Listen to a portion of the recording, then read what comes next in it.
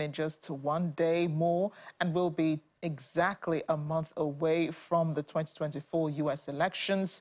Residents of New York City, however, have been weighing on the upcoming polls. Democrats and Republicans share their views on the presidential candidates and the expectations for the incoming administration. Where we were 4 years ago and where we are now, there definitely is a big change financially, economically, job-wise. I mean, I lost my job in January, which I wasn't too happy about, and a lot of businesses are downgrading. So I understand what's going on, and it's hurtful for people. Thank goodness I'm close to retirement. But people who have families and children that they're bringing up, it hurts them immensely. I gotta admit, I'm still a Republican. I never voted for a Democrat, and I never will, because Democrats have destroyed New York City completely in their entire... I mean, New York City is destroyed by immigrants and everything else. We need some changes here. We definitely need some changes. Inflation is high. It's unbearable anymore. The economy, inflation, safety on the streets, a lot of gangs, no safety at all.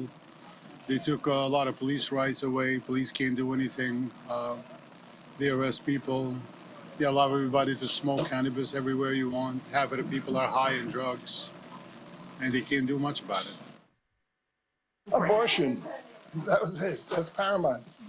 He emphasized that issue, and that's a big enough for me.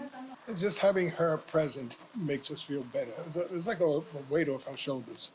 Abortion, access to health care. Yes, and well, the standard of living. I have a mixed feeling. I'm nervous and I'm excited to know what is the result. Yeah, and I'm decided already what to vote for. Yes, and I hope it's gonna be a peaceful election. Well, staying in the U.S., President Joe Biden has visited the storm-ravaged area of Florida after he was hit hard by Hurricane Helene last week. The president began his tour in the capital, Tallahassee, and made a helicopter survey of damage near Ferry in the city of Georgia. He also received a briefing and met with storm survivors in Keaton Beach. Mr. President's visit comes on the heels of his trip on Wednesday to North Carolina and South Carolina. According to officials, the president directed up to 1,000 active duty troops to help with response and recovery efforts. More than $10 million has been provided directly to those affected by Hurricane Helene.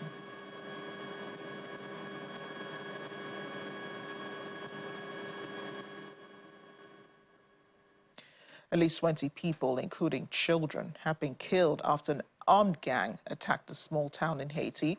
50 more people have been injured after members of the Grand Griffe outfit went on rampage through Pont-Sonde, about 71 kilometers northwest of the capital, Port-au-Prince. A government prosecutor described the attack as a massacre, with people fleeing on motorcycles and on foot. The gang rampage comes almost a month after Haitian authorities expanded a state of emergency to cover the whole country. A UN-backed policing mission led by officers from Kenya began in June in an attempt to take back large parts of Haiti, which are still under control of local armed gangs.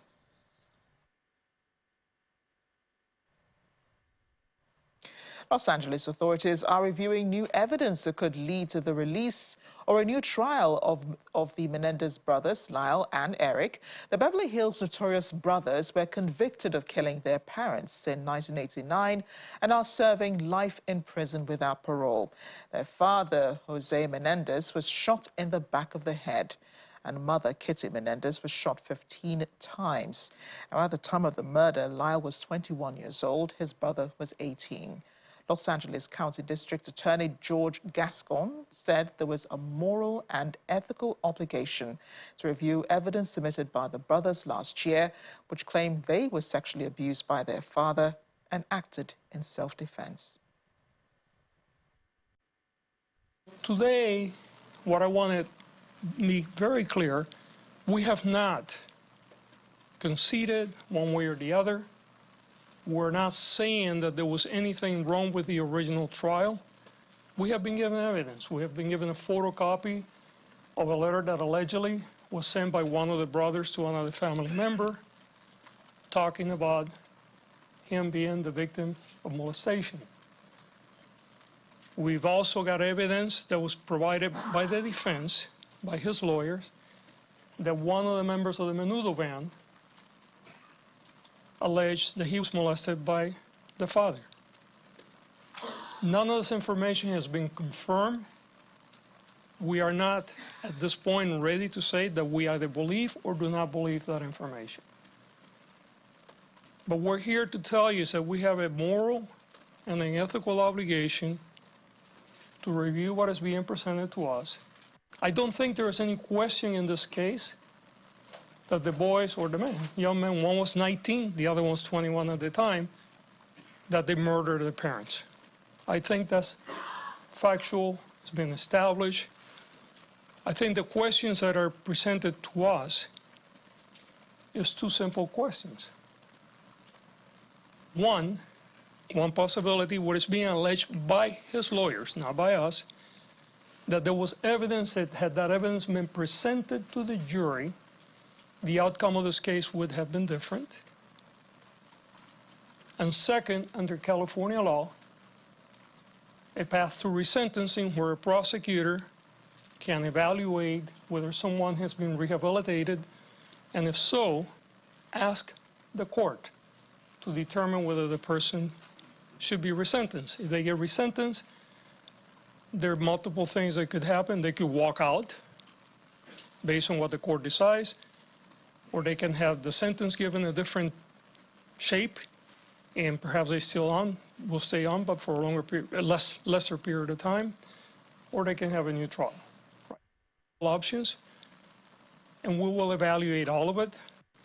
In this case, again, the Menendez brothers are asking for a review through both of those vehicles. We have not decided on the outcome.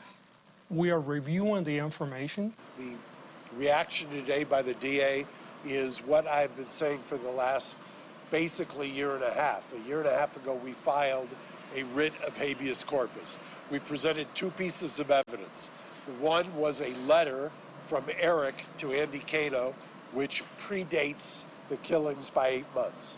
The other was a declaration by Roy Rosello, who is another victim of Jose. The combination of those two, we believe, provide more than ample basis to set aside the result of the second trial. It could be a threat, it could be a warning, but North Korea's leader Kim Jong-un says his country will not hesitate to use all available offensive forces, including nuclear weapons, if the enemy attempted to use force to encroach on its sovereignty. According to the local media there, he made this known this week at a training base of Army Special Operations units. President Kim criticized South Korean President Yoon Suk-yeol for threatening to end the North Korean regime, saying the comment showed which side was destroying regional security and peace. It comes as the South Korean leader warns Pyongyang against using nuclear weapons, saying it would be met with a resolute, overwhelming response from the country's military and the U.S. alliance. North Korea has for decades pursued a nuclear weapons program. It's believed to have enough fissile materials to build dozens of such weapons. It has also conducted 6 underground nuclear detonation tests.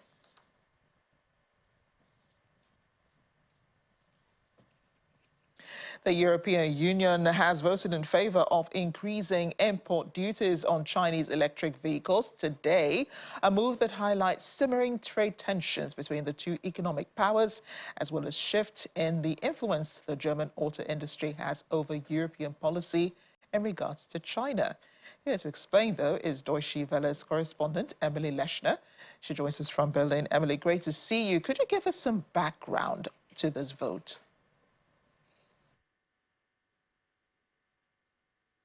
Means that tariffs on electric vehicles coming from China into the EU can be raised up to 35%. And this is on top of an existing standard 10% tax. The move doesn't come as a major surprise because 1 year ago, the president of the European Commission, Ursula von der Leyen, gave a State of the Union address in which she made it pretty clear that Europe would not stand by what it sees as unfair market practices by China because China subsidizes its domestic production of electric vehicles. And she even opened a probe, an investigation into China's practices. Now, the vote had backing from key European trade partners like France, Italy, and Greece, but not from Germany. Von der Leyen faced a lot of resistance from Chancellor Olaf Scholz, as well as the leaders of the big three car makers, German car makers, BMW, Mercedes-Benz, and Volkswagen, who were all very strongly opposed to this tariff hike. But despite their heavy lobbying against it, they lost this battle. And it's really a major turning point for Germany, which used to wield quite a bit of influence on EU policy when the country's car industry was seen as a formidable force. That's pretty interesting. But why did Germany oppose the tariff hike? And what are German car makers afraid of? Well, German car makers are really struggling right now. This is in part because of the strong competition in the EV market with China.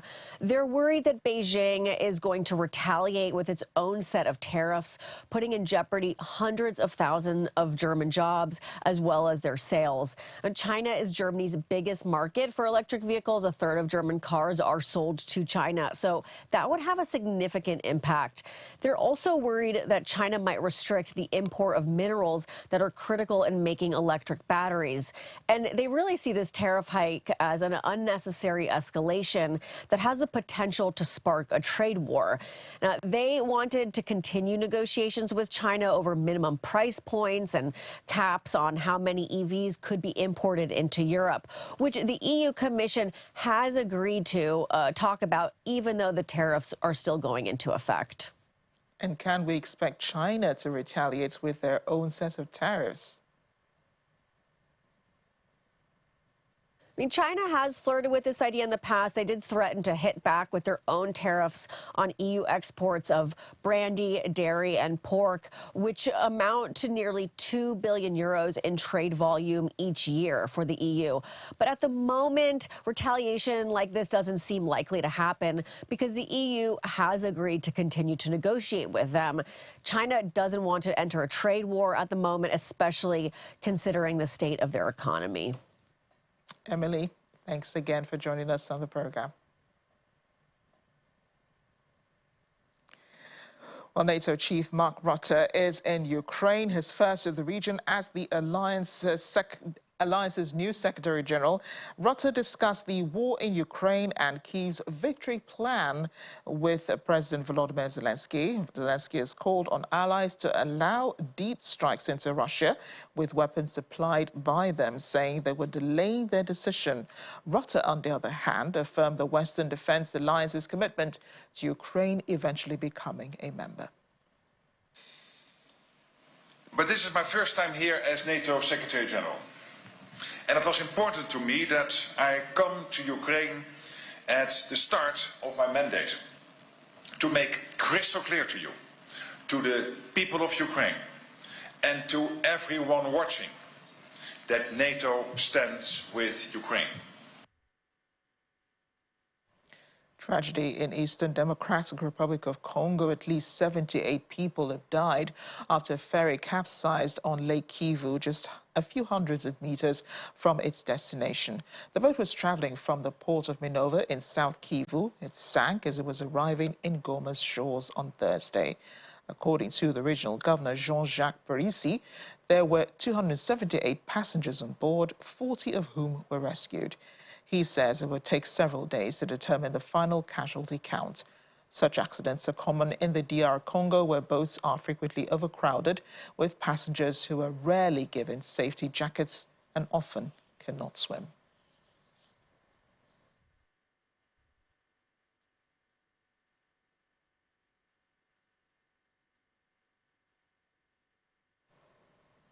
Staying in Africa, the Bank of Ghana has launched a new form of gold coin this month to encourage savings. The head of Risk and Foreign Reserves Management, Dr. Stephen Opata, explained that the bank is trying to deepen the financial markets by giving investors more opportunities to invest. For some time, the Bank of Ghana has made a series of efforts to stabilize its currency, which has continued to weaken against the dollar, hitting a record low exchange rate in June this year. Ghana Gold Coin actually gives investors or people with extra savings an opportunity to have another way of investing. Before the introduction of the gold coin, if you are a resident in Ghana and you want to invest, you can buy T-bills or bonds. You can invest in shares on the Ghana Stock Exchange. Or if you have a lot of money, you can do real assets, such as real estate. Now, what we are doing here is giving investors another opportunity to invest in a different asset. In this case, it's a premium commodity gold. So we really try to deepen the financial markets by giving investors more opportunities to invest. So that's the main reason why we are doing this. We also want to give Ghanaians the opportunity to participate in our assessment, successful so far domestic gold purchase program. We have been able to accumulate significant gold reserves for the country, and we believe that this is a way of enabling Ghanaians to participate in the rich gold heritage of the country. A gold coin is a coin that is manufactured primarily from gold. That's what a gold coin is. We are not the first to do this in the world. Other countries have done it. In Africa, I think it's the South African Kruger Rand that was introduced, I believe, in 1979 or something like that. I have to look at my notes again. But it's been around for quite a while. Australia has done it. Canada has a maple leaf. But if you notice, these are all countries that have significant gold activities. They are gold mining countries. The main advantage for us, in our view, is that gold can act as a diversifier. If you have extra investments, if you mix it with gold, sometimes gold prices will be going up, stock prices will be going down, and T-bills may not be performing well. If you mix all of that, then you diversify your investment base properly. So gold acts as a good diversifier for investors. We're in Nigeria now, where the Lagos state government is championing the cause of promoting tourism, culture and peace by bringing together people to educate them on the benefits of living in peace and harmony. State Commissioner for Tourism, Arts and Culture, Mrs. Toke Benson Awinka, who was speaking at the 2024 World Tourism event, said joint efforts are needed to strengthen growth of tourism and sustainable development in Nigeria.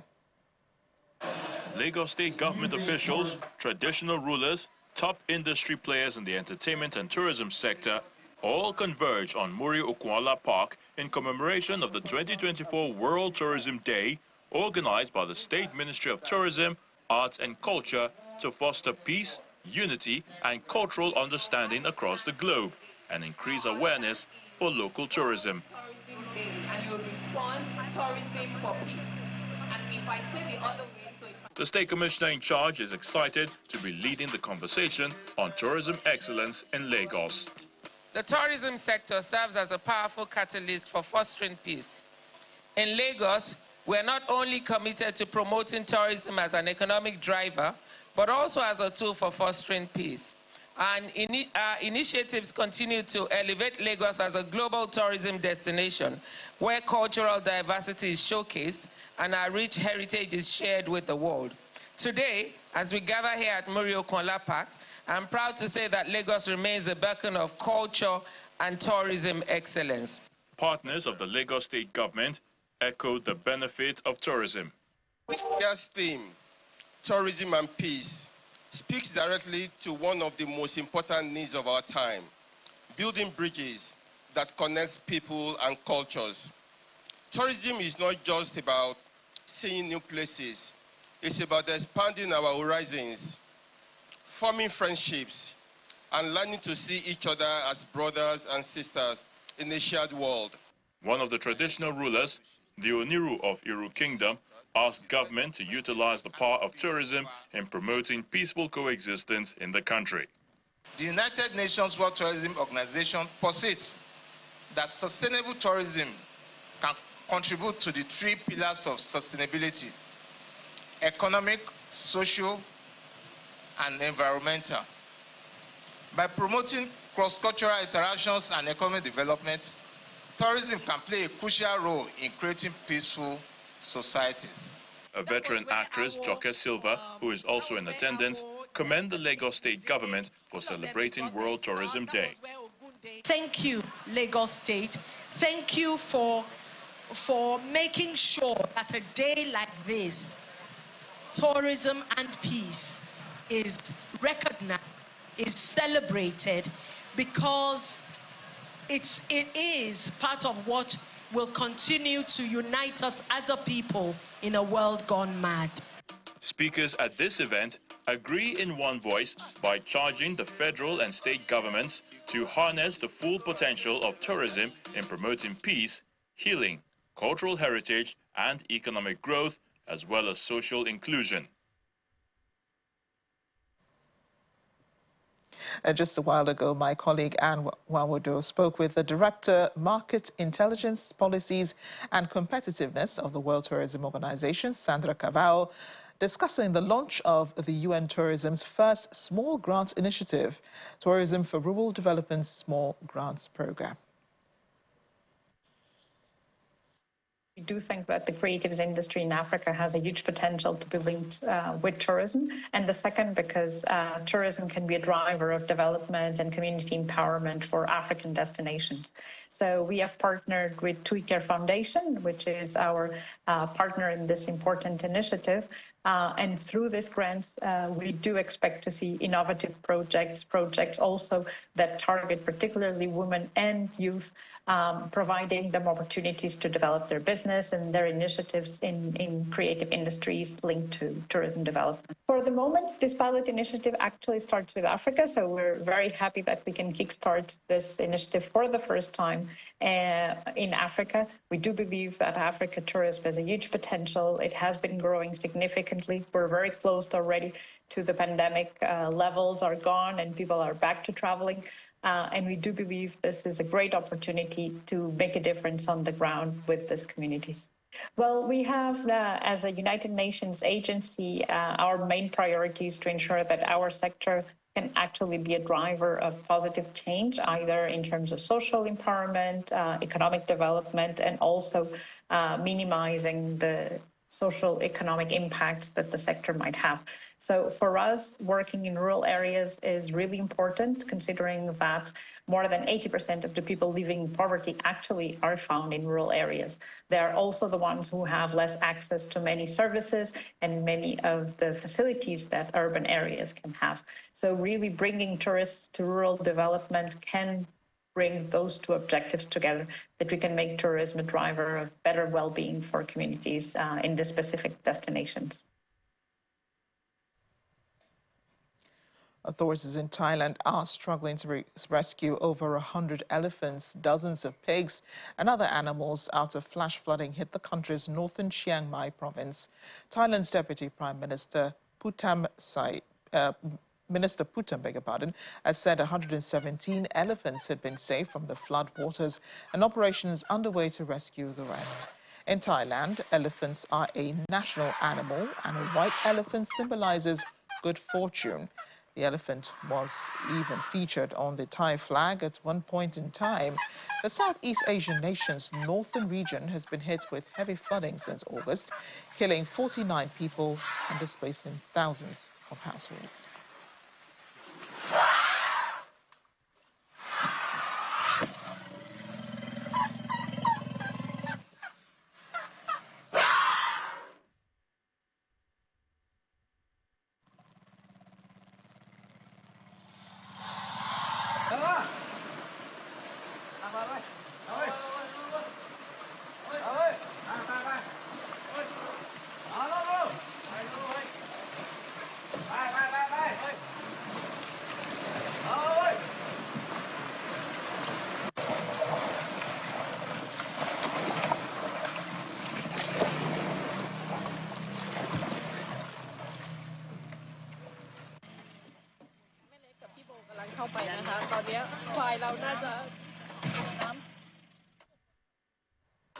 Those are really dire conditions for those animals.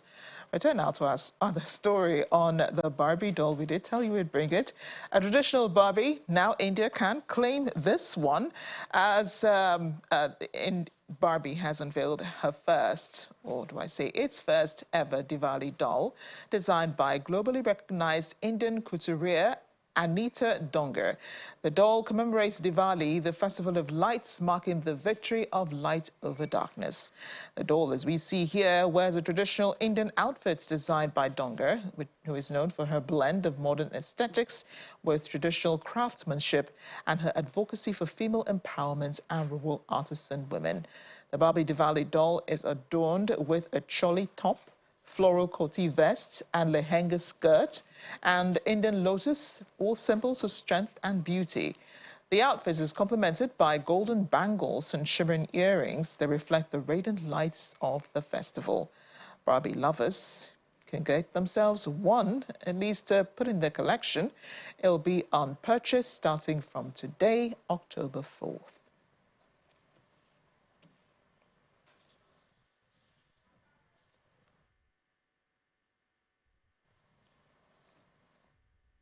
Well, I remember playing with Barbies, and they had all sorts of outfits. Thanks for watching. I'm Amarachi Ubani.